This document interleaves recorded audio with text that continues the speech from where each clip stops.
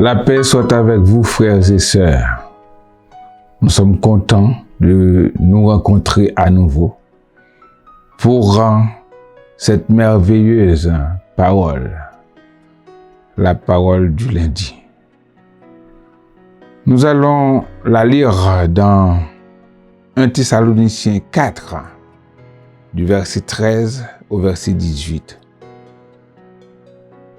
Nous ne voulons pas, frères, que vous soyez dans l'ignorance au sujet de ceux qui dorment, afin que vous ne vous affligiez pas comme les autres qui n'ont point d'espérance.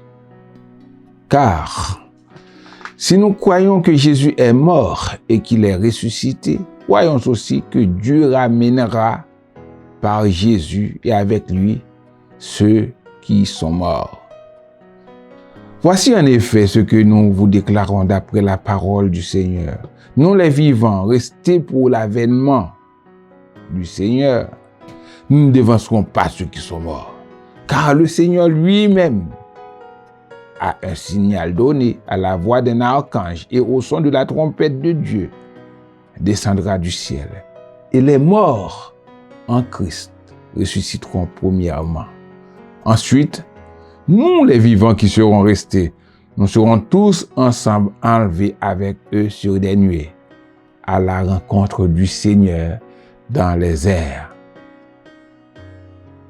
Et ainsi, nous serons toujours avec le Seigneur. Consolez-vous donc les uns les autres par ces paroles. Il est vrai que nous avons eu notre lot ici, à l'Église de Dieu, de morts pendant le Covid. Ça nous attriste pour ceux qui sont partis. Mais ce qui nous console, c'est qu'ils ne sont pas morts d'après la parole. Ils dorment. Et nous ne nous affligeons pas, nous ne nous attristons pas comme ceux qui sont sans espérance.